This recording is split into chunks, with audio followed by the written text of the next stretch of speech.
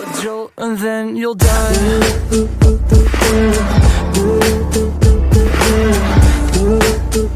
Hello and Assalamu alaikum. Welcome back to the channel Physics Fear. I am Tayyaba Zahra, your English mentor.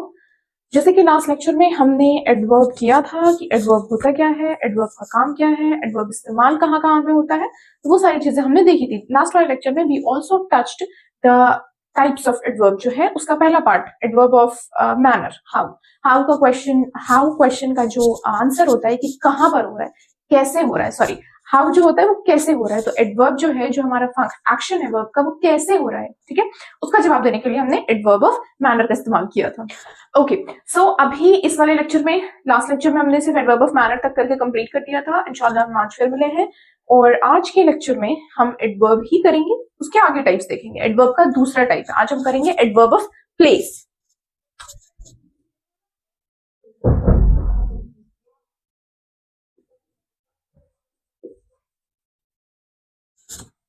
Adverb of place जो क्या होता है, adverb place होता है मतलब कहां पर हो रहा है, वेयर, ठीक है. तो एडवर्ब ऑफ प्लेस जो है वो बेसिकली ये बताता है कि जो हमारा एक्शन है वो कहां पर हो रहा है, ठीक है. अंदर हो रहा है, बाहर हो रहा है, ऊपर हो रहा है, नीचे हो रहा है, मे बी किसी चीज के ऊपर हो रहा है या किसी चीज के नीचे हो रहा है. तो ये सारी चीजें होती है, कहीं पर नहीं हो रहा है. तो ये सारी एक्शंस जो है वो एक्शन कहां होती है, वेयर इज दिस हैपनिंग या वेयर इज दैट हैपनिंग, उसका जवाब देता है, उसके बारे में बताता है action, sorry adverb of place. तो ये क्या है, ये वेयर क्वेश्चन का जवाब दे रहा है. Like let's say that I would be going tomorrow outside. तो where would be going? I would be going outside, ठीक है. या फिर let's say that I would be traveling far away from this place. तो where would be traveling? Far away. तो ये क्या बता रहा है, ये बेसिकली बता रहा है कि कहां पर हो रहा है, ठीक है. तो एडवर्ब ऑफ प्लेस क्या हो गया, they discuss या फिर they describe where the action is happening. So they discuss या फिर they describe where the action happens, ठीक है. एक्शन कहां पर हो रहा है ये बताता है एडवर्ब ऑफ प्लेस. अगर हम एग्जाम्पल ले लें, for example here, there, anywhere, nowhere, let's say downstairs, far away, outside, inside, dot dot dot etcetera. कम आ गया, एक्सेट्रा की कैटेगरी में आ गया. तो ये सब क्या है, these are some of the examples किस चीज के, एडवर्ब ऑफ प्लेस के, कहां पर हो रहा है. Like let's say that I would be here tomorrow. तो you would be where, I would be here. Here मतलब यहाँ की बात हो. या फिर let's say I would be there, और let's say I could be, you can find me anywhere, ठीक है. आप मुझे कहीं पे भी ढूंढ सकते हैं, आप मुझे कहीं पे भी, मैं आपको कहीं पे भी मिल सकती हूँ. तो एनीवेयर क्या हो गया, वो बता रही है आप कहां पर मौजूद होंगे, ठीक है. Where can I find you, you can find me anywhere. Let's say where can I find you, I mean let's say I could not find you, let's say you were nowhere to be found, ठीक है. आप कहीं नहीं मिल रहे थे, मतलब you were nowhere to be found. या फिर let's say I could not find him, I could find him nowhere. ये वाली अगर हम एग्जांपल ले लें, I could find him nowhere मतलब कहीं पर भी वो इंसान मुझे नहीं मिल रहा था. डाउनस्टेयर्स नीचे, फार अवे दूर, आउटसाइड बाहर, अपस्टेयर्स. तो ये सारे क्या है, ये एडवर्ब ऑफ प्लेस है, ये जगह बता रहे हैं कि एक्शन जो है बेसिकली वो हो कहाँ रहा है. इसका अगर हम यूसेज देखें तो इट इज यूजुअली, ये अब इस्तेमाल कहां पर होता है, तो it is usually placed after the main verb. जो हमारे सेंटेंस का मेन वर्ब है उसके बाद इस्तेमाल होगा, और ऑब्जेक्ट या फिर वो ऑब्जेक्ट के तौर पर इस्तेमाल होगा. तो एडवर्ब ऑफ प्लेस कहां इस्तेमाल होगा, यूजुअली ये मेन वर्ब जो हमारा है, like I went outside. For an example, I went outside, ठीक है. तो ये वेंट क्या है, दिस इज दी वर्ब. ये एक्शन हो रहा है, एक्शन क्या हो रहा है, मैं बाहर जा रहा हूं, वेंट का एक्शन हो रहा है, जाने का एक्शन हो रहा है.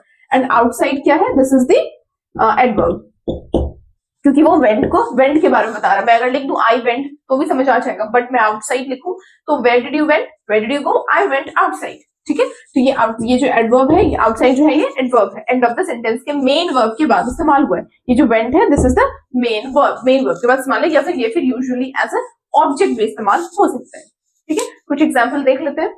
जो एडवर्ब ऑफ प्लेस है ना, that is usually associated with the action of the verb. बता दिया मैंने, ये जो यूजुअली है ना, ये एक्शन ऑफ द वर्ब के बारे में बात कर रहा है, ठीक है। यूजुअली जो एडवर्ब ऑफ प्लेस होगा वो एक्शन ऑफ द वर्ब के बारे में बात करेगा, वो एक्शन ऑफ द वर्ब से एसोसिएटेड होगा, और वो कॉन्टेक्स्ट प्रोवाइड कर रहा होता है तीन चीजों के बारे में।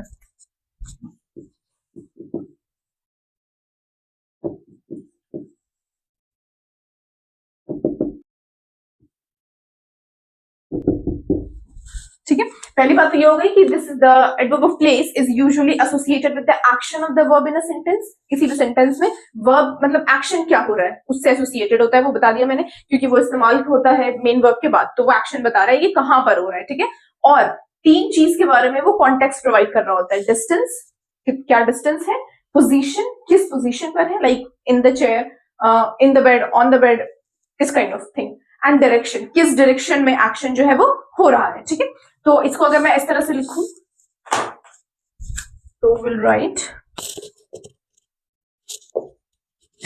दे आर यूजुअली, यहां लिख देती हूं, associated with the action of the verb in a sentence and provides context for distance, position and direction। Sentence का डिस्टेंस, एक्शन का डिस्टेंस, किस डिस्टेंस में एक्शन हो रहा है, कि क्या पोजीशन है एक्शन का, या फिर किस डायरेक्शन में एक्शन हो रहा है। ये एडवर्ब ऑफ प्लेस के साथ ये तीन चीजें होती है, डिस्टेंस, डायरेक्शन एंड पोजीशन, ये तीन चीजें जो है वो एडवर्ब ऑफ प्लेस के साथ इस्तेमाल होती है। For an example,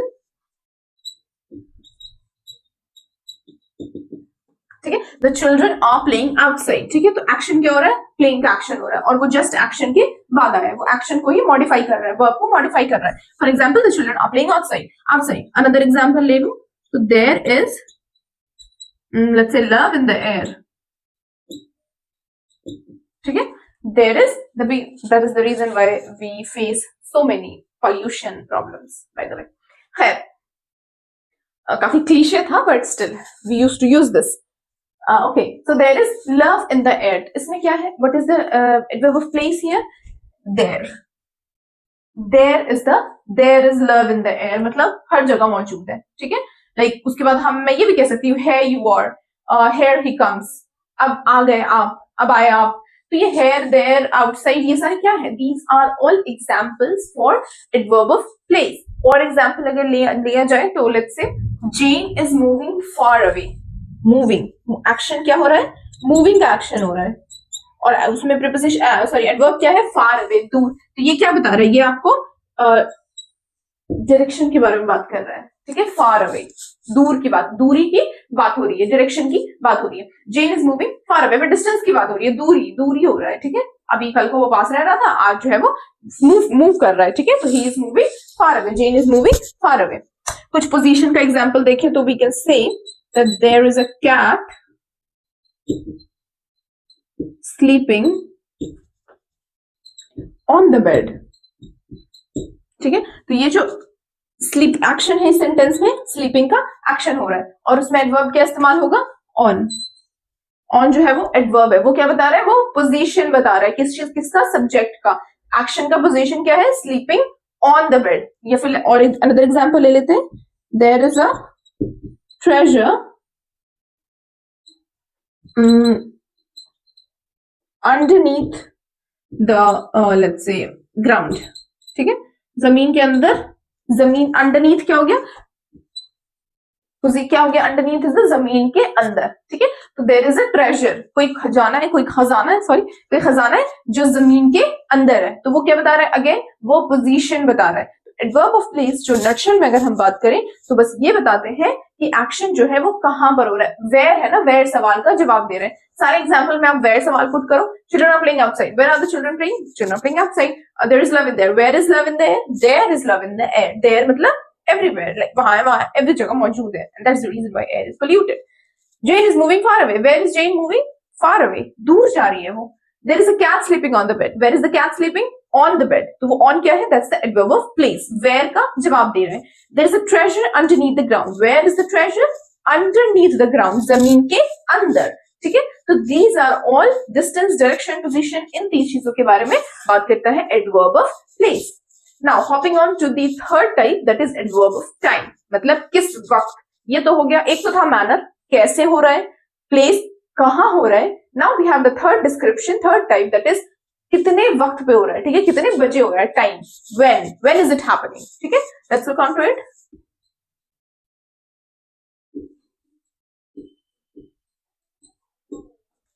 adverb of time की अगर हम बात करें तो this adverb answers the question when, मतलब कब, किस वक्त, एक्शन जो हो रहा था वो किस वक्त हो रहा था, ठीक है, किस वक्त में हो रहा है। तो एडवर्ब ऑफ टाइम जो है that is basically when an action happens, इतनी बात है, किस वक्त वो एक्शन हुआ, कल हुआ, आज हुआ, कभी नहीं हुआ, कभी कभी हुआ, लेट्स से कल होगा, परसों हुआ था। This is all about the action, कब हो रहा है, व्हेन क्वेश्चन का जो जवाब देंगे ना जितने भी words, they will come under the category of adverb of time. Let's look into the definition. They tell us when something का यहाँ मतलब है एक्शन, ठीक है, एक्शन ऑफ द वर्ब या फिर action of the sentence, action of the verb तो वही बात हो जाएगी। They tell us when something happens, यानी किस वक्त, something मतलब action, the action happened, when did the action happen, किस वक्त एक्शन हुआ, उसमें वो आ जाएगा एडवर्ब ऑफ टाइम के कैटेगरी में। दूसरी बात ये है कि they are usually placed at the end of the sentence। इस चीज को ख्याल रखना है कि यूजुअली ऐसा होता है कि जो एडवर्ब ऑफ टाइम होते हैं दे आर यूजुअली प्लेस्ड, मैंने ग्रीन से कर दिया फॉर एम्फेसिस, तो इसको जो यूजुअली होता है they usually come are placed at the end of the sentence, sentence के आखिर में इस्तेमाल होता है। जैसे I am going to meet, let's say I am going to meet somebody tomorrow, ठीक है, या फिर आई मेट हिम यस्टरडे, तो ये क्या हो रहा है, they usually come at the end of the sentence, end of the sentence पे हम इस्तेमाल करते हैं। Let's look into some of the examples.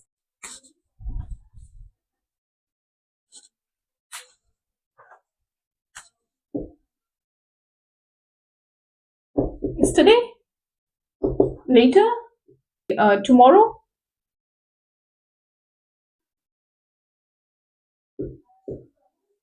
these are all adverb of time.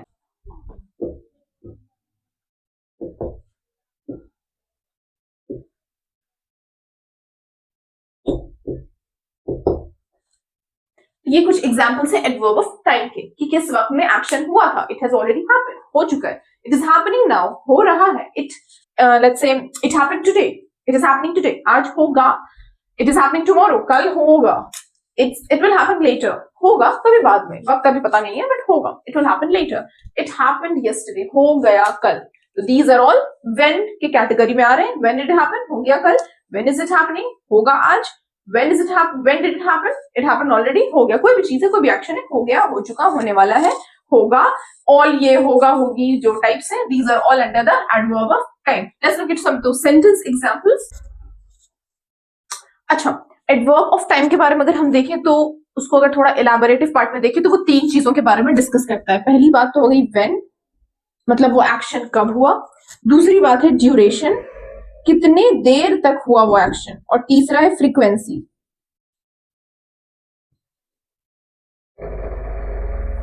ठीक है, तीन चीजों के बारे में डिस्कस करता है। When it happened, like may be it happened today, it will happen later, मतलब लेट्स से टुडे या ऑलरेडी, या फिर इट विल हैपन सून, या फिर इट विल हैपन लेटर, ये सब व्हेन का जवाब दे रहा है। ठीक है, अगर मैं ड्यूरेशन की बात करूं तो let's say it happened temporarily, like let's say that he was a temporary actor।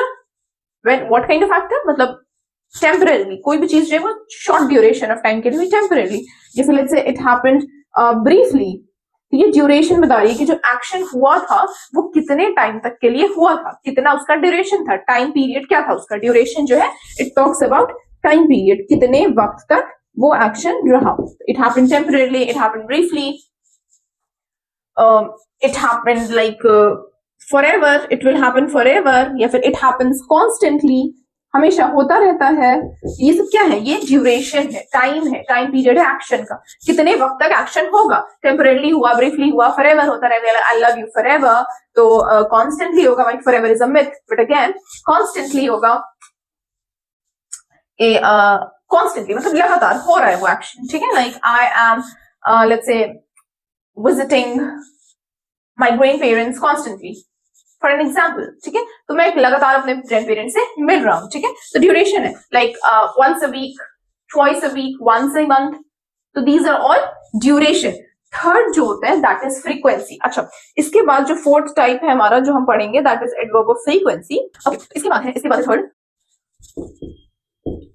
इसमें आ जाता है ऑफन, रेयरली, समटाइम्स, नेवर, ठीक है, ऑलवेज, ये सारे क्या हो जाएंगे? ये सारे फ्रीक्वेंसी के कैटेगरी में आएंगे। But again you need to remember, इसके बाद हम टाइप जो करेंगे that will be adverb of frequency. अब इसमें समझना ये है कि आप इस वर्ड को फ्रीक्वेंसी के तहत इस्तेमाल कर रहे हैं या टाइम के तहत इस्तेमाल कर रहे हैं, ठीक है। क्योंकि ये सारे वर्ड्स जो हैं ये often, like he is often late, let's say, or he is rarely late, he's sometimes late, he's never late, these all comes under frequency, कितनी बार हो रहा है। but again डिपेंड कर रहा है क्लासिफिकेशन। अभी मैं जब एडवर्ब ऑफ फ्रीक्वेंसी पे when we look into the adverb of frequency, तो मैं बताऊंगी the key difference between adverb of frequency, मतलब जो वर्ड्स है बेसिकली वो आप एडवर्ब ऑफ फ्रीक्वेंसी के तहत इस्तेमाल करेंगे या फिर एडवर्ब ऑफ टाइम के तहत इस्तेमाल करेंगे, ठीक है। तो ये तीन चीजें हैं that you need to look at, keep in mind, when किस वक्त हो रहा है, ड्यूरेशन, टाइम पीरियड क्या है, फ्रीक्वेंसी कितनी बार, हाउ ऑफन, ठीक है। बट अगेन डिपेंड कर रहा है कि आप किस तहत में इस्तेमाल कर रहे हैं फ्रीक्वेंसी को। टाइम के जो फ्रीक्वेंसी है उसको हम एडवर्ब ऑफ फ्रीक्वेंसी में इस्तेमाल नहीं कर सकते। Let's look into some examples, sentence examples. तीनों का अगर मैं एक एग्जांपल देखूं तो लेट्स से दैट व्हेन का एग्जांपल दूं, let's say she will arrive tomorrow, ठीक है। वो कब आएंगी? वो कल आएंगी। It is used after the main verb she will arrive. Action क्या हो रहा है? अराइविंग का एक्शन हो रहा है, तो शी विल अराइव टुमारो। ये क्या बता रहा है? ये बता रहा है when the action will happen, it will happen tomorrow. अगर हम ड्यूरेशन वाले कैटेगरी में एग्जांपल लें, लेट्स से, तो हम कह सकते हैं लाइक लेट्स से दे state briefly at the event, ठीक है। तो जो एक्शन क्या हो रहा है? स्टेइंग एक्शन हो रहा है। अगेन उसकी एनहांस, अगर उसको मॉडिफाई किया जा रहा है किस वर्ड से? ब्रीफली वर्ड से। तो ब्रीफली मतलब how, for what time, duration. ये ब्रीफली जो है वो ड्यूरेशन बता रहा है, कितनी देर के लिए रुकेंगे। They went, they stayed briefly, short period of time. Briefly क्या हो जाता है? शॉर्ट पीरियड ऑफ टाइम के लिए। They were at the event, ये ड्यूरेशन बता रहा है, but again it is under the category of time. Duration है ये, तो ये टाइम बता रहा है। When they stayed briefly at the event, for how long did they stay? They stayed briefly. अगर हम फ्रीक्वेंसी का एग्जांपल लें तो let's say he always wakes up early, ठीक है। तो ऑलवेज, हमेशा वो सुबह उठता है, ठीक है। तो ये ऑलवेज क्या है? ये फ्रीक्वेंसी बता रहा है, कैसे उठता है, कितनी दफा, कैसा ऑल फ्रीक्वेंसी हो जाता है, कितनी मर्तबा, कितनी दफा। तो वो हमेशा, हमेशा ही सुबह उठता है। तो ये हो गया अगेन एडवर्ब ऑफ टाइम के तहत इस्तेमाल होगा। Now let's look into some more examples.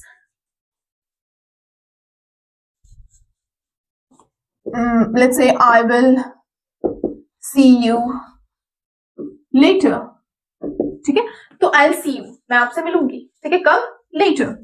So later is the adverb of time. Like let's say I have to go now, कब जाना है आपको? अभी जाना है मुझे, I have to go now. So this now is again an adverb of time. For an example, और भी जैसे बहुत सारे वर्ड्स होते हैं जिनको हम एडवर्ब ऑफ टाइम के इस्तेमाल करते हैं, जैसे अर्ली हो गया, फर्स्ट, ठीक है, नेवर। ये एडवर्ब ऑफ फ्रीक्वेंसी के अंदर, ये जो नेवर वर्ड है ये एडवर्ब ऑफ फ्रीक्वेंसी के अंदर इस्तेमाल होता है, जिसको मैं अभी आगे बताऊंगी। तो आपको डिस्टिंक्शन समझ आ जाएगा, you will be able to differentiate कि हम उसको एडवर्ब ऑफ फ्रीक्वेंसी के तहत इस्तेमाल करेंगे या एडवर्ब ऑफ टाइम के तहत इस्तेमाल करेंगे। ये कुछ वर्ड्स हैं जिनको हम giving you some more examples adverb of time का, ठीक है। तो इतनी कहानी है, नटशेल में इतनी ही कहानी है एडवर्ब ऑफ टाइम की। वो बता रहा होगा कि एक्शन कब हो रहा है, ठीक है, कब हो रहा है। उसके अलावा तीन चीज के बारे में और अगर आपको डिटेल में जानना है तो तीन चीज के बारे में और बताएगा। When the action happening, action की ड्यूरेशन क्या है, एक्शन की फ्रीक्वेंसी क्या है, ठीक है। Now let's hop on to the fourth part, that is adverb of frequency. Frequency का मतलब क्या हो गया? कितनी मर्तबा, हाउ ऑफन, ठीक है। Okay, so coming on to the fourth type, adverb of frequency.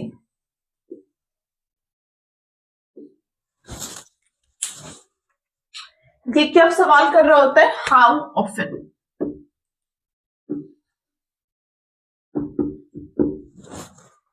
कितनी मर्तबा द एक्शन इज हैपनिंग, ठीक है, एक दफा हो रहा है, बहुत बहुत दफा हो रहा है, always happens, rarely happens, never happens, sometimes, ये सारे क्या है, दीज आर ऑल फ्रीक्वेंसी, कितनी मर्तबा the action is happening.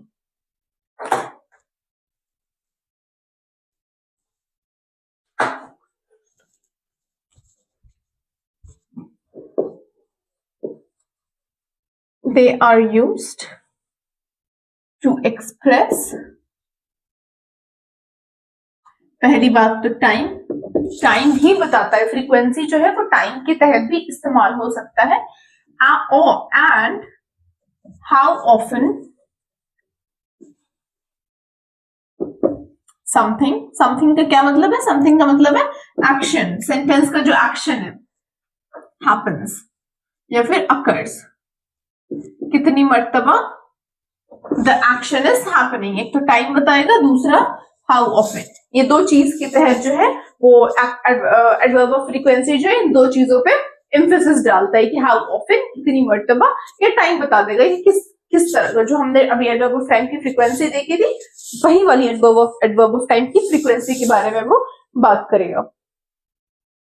Okay, ठीक है, तो ये बात है एडवर्ब ऑफ फ्रीक्वेंसी की, कितनी मर्तबा the action will happen, like I read books daily, I always wake up early. I wake up early. Like let's say for an example, I seldom go outside. I seldom go to concerts and parties. ये सारे क्या है, ये आपको frequency बता रही है कि जो आप एक्शन कर रहे हैं या जो एक्शन हो रहा है वो कितनी मर्तबा हो रहा है, कितनी दफा हो रहा है। कुछ एग्जाम्पल्स अगर हम लें,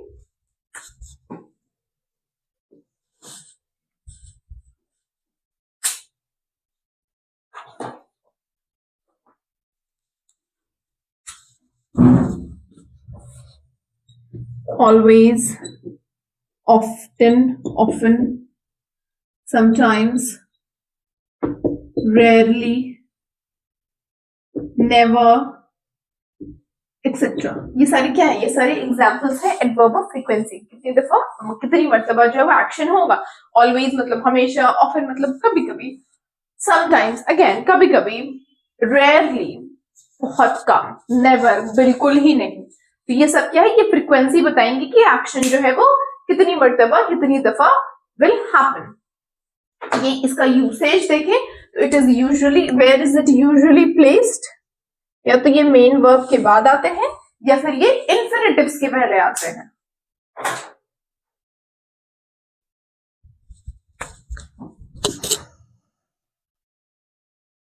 usually placed after the main verb,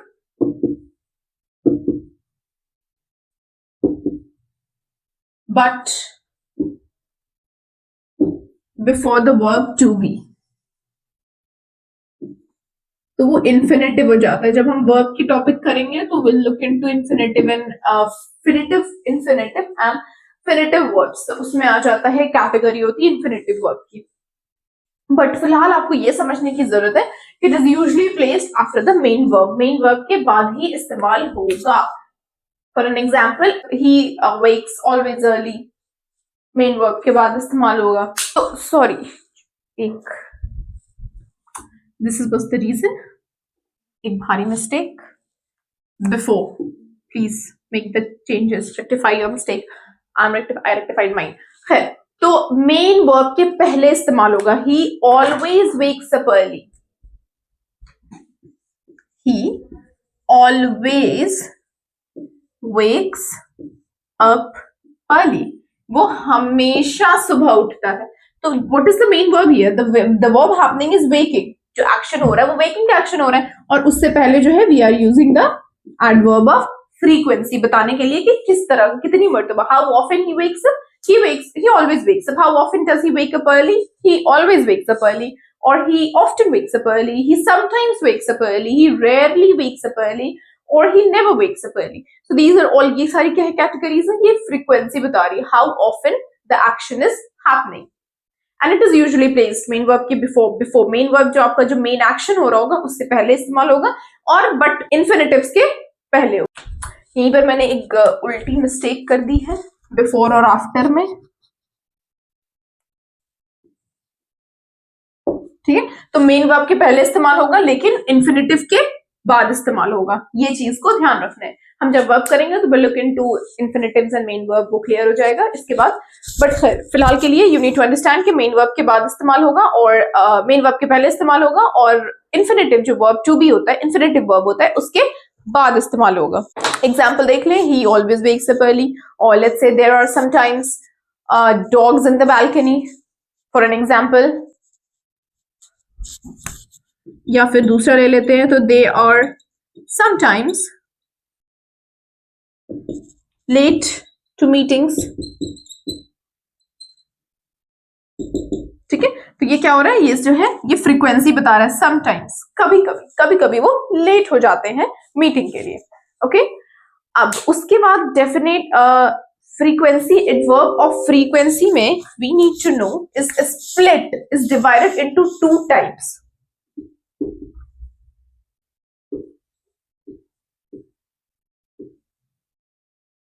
Adverb of frequency is split into two types. एक हो जाती है indefinite frequency,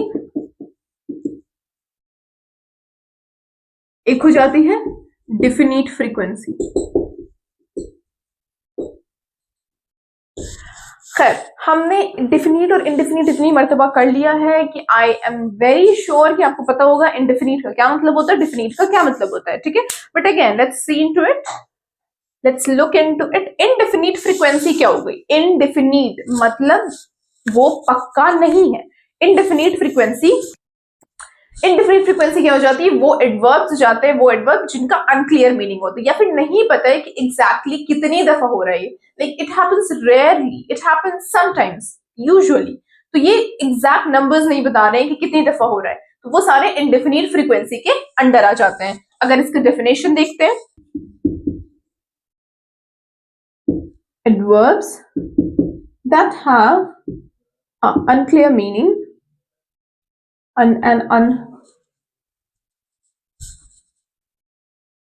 adverbs that have an unclear meaning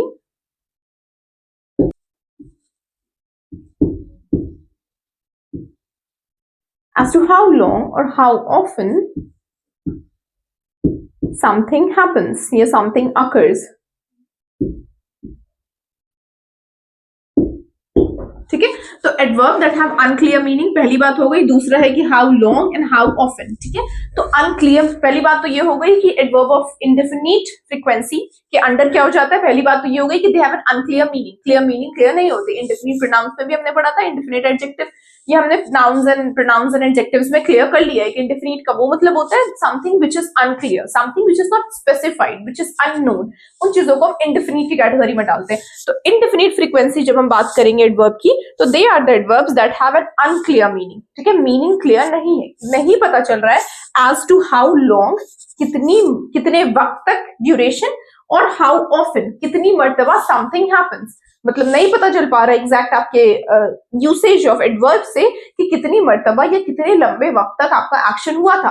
like for an example, if I say that I often go there, तो often that's not clear, नहीं clear है कि आप 2 दिन जा रहे हैं, you can go 2 days, you can go all 7 days, but clear नहीं है। But if I say I go there twice a week, ठीक है, क्लियर हो गया कि वीक में, हफ्ते में 2 मर्तबा जाता हूं मैं या जाती हूं मैं, ये क्लियर हो गया। बट इंडेफिनिट फ्रीक्वेंसी में वो क्लियर नहीं है, आई सेल्डम गो देयर, कभी कभी चला जाता हूँ। लाइक लेट्स से आप एक हफ्ते में कभी नहीं गए, ठीक है, बट अगर मैं कह दूं I never go there, clear है, कट क्लियर, क्रिस्टल क्लियर है कि मैं कभी नहीं जाता वहां, या फिर आई ऑलवेज गो देयर, मैं हमेशा जाता हूँ। तो ये डेफिनिट की क्वांटिटी में आ जाएगा, डेफिनिट के सब्जेक्ट में आ जाएगा। इनडेफिनिट क्या हो जाएगा, where the meaning is unclear, where the meaning is unknown, where the meaning is unspecified, ठीक है, as to how long, कितने वक्त तक या कितने मर्तबा वो एक्शन हुआ है।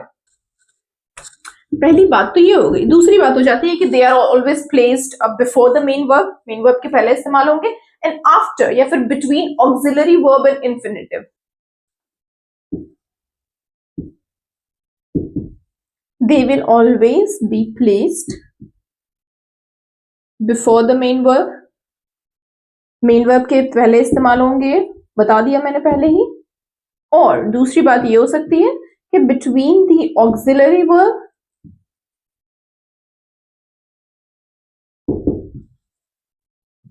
and transitive verb. Transitive, sorry, indefinite. Infinite.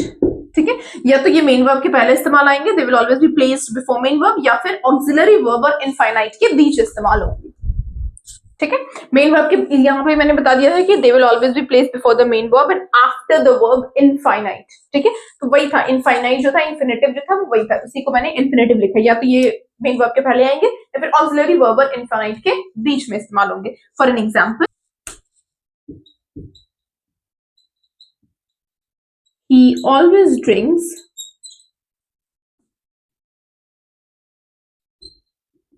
coffee in the morning. ठीक है, तो वो रोजाना, रोज जो है वो ऑलवेज क्या बता रहा है, फ्रीक्वेंसी बता रहा है किस चीज की, always. He always drinks coffee in the morning. तो ये क्या हो गया, मेन वर्ब के पहले इस्तेमाल हुआ है.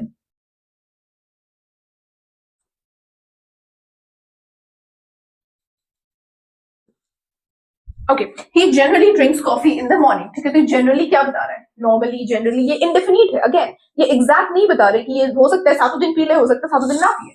ठीक है, अगर हफ्ते तक नहीं पिए, बट आई कैन से मैं हफ्तों तक कॉफी नहीं पीती, but I can say that I generally drink coffee in the morning. तो अगेन फ्रीक्वेंसी क्या है, वो इंडेफिनिट है, नहीं पता चल रहा है कि आप कितनी मर्तबा वो कर रहे हो. और ये ध्यान रखना कि जो एक्शन है ड्रिंकिंग का हो रहा है बिफोर एक्शन, जो मेन वर्ब है उसके पहले इस्तेमाल हुआ है. दूसरे का एग्जाम्पल देख लेते हैं. Like let's be right here, I can normally make the, let's say, baking cake. I can normally make the cake. ठीक है, मैं नॉर्मली केक बना लेती हूँ. तो ये नॉर्मली है क्या है, ये again it's talking about frequency. आया किसके बीच में, can is a modal verb, verb के टाइप में करेंगे. एंड मेक, अगेन मेक और कैन के आई क्या है, वो सब्जेक्ट है, तो कैन और मेक के बीच में आया. ठीक है, मेन वर्ब ऑक्सिलरी वर्ब और इनफाइनाइट के बीच में इस्तेमाल हुआ है. तो I can normally make the cake. तो ये क्या हो गया, अगेन फ्रीक्वेंसी बता रहा है, नॉर्मली मतलब मैं बना सकती हूँ. ऐसा नहीं कि मैं रोज करती हूँ या बिल्कुल ही नहीं करती हूँ, बट मैं करती हूँ, मैं नॉर्मली बना सकती हूँ. अगेन इंडेफिनिट फ्रीक्वेंसी की बात कर रहा है. इतनी बात हो गई इंडेफिनिट फ्रीक्वेंसी की. अब इंडेफिनिट फ्रीक्वेंसी को बेटर वे में समझना है. There is this frequency scale that I am gonna put it now, I will write it there, जिससे आपको समझ आ जाएगा कि फ्रीक्वेंसी की लेवल कितनी है. ठीक है, किस लेवल तक वो फ्रीक्वेंसी जो है वो काम करती है, वो मर्तबा, कितनी मर्तबा जो है वो किस लेवल तक काम करता है.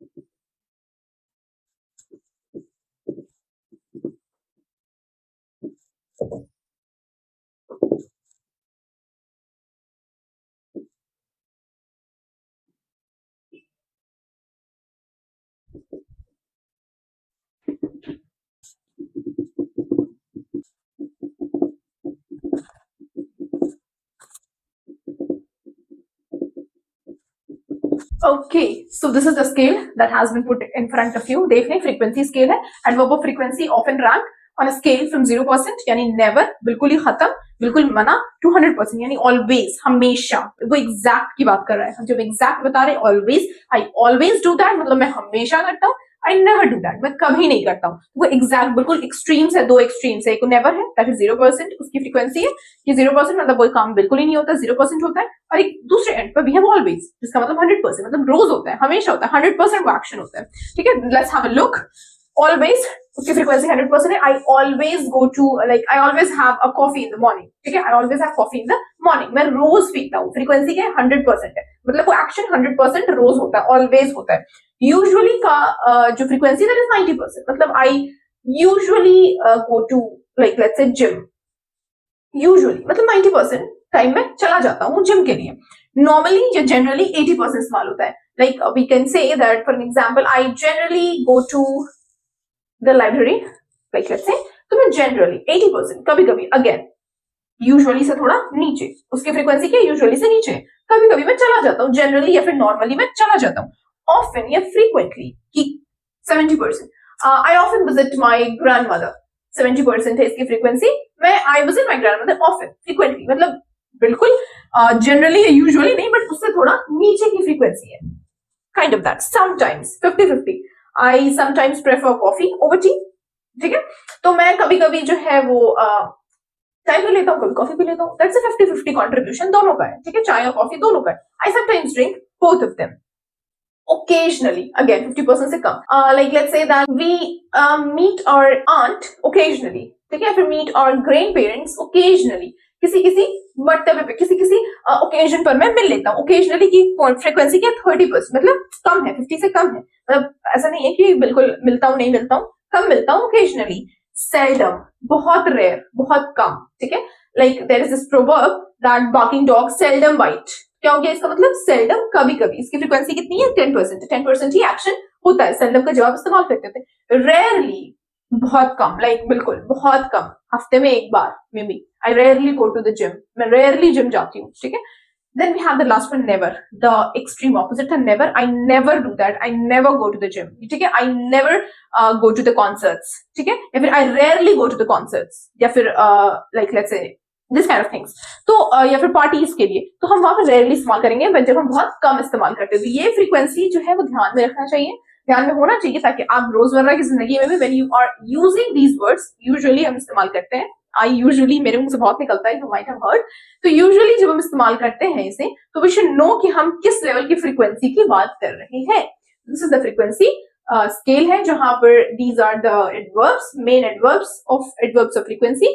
तो you can make it out कि इनकी फ्रीक्वेंसी क्या है, ये कितने स्केल पर इस्तेमाल होते हैं। Okay, so this is all about indefinite frequency. Now coming on to the definite frequency, जहां पर हमें चीजें एग्जैक्ट मालूम है।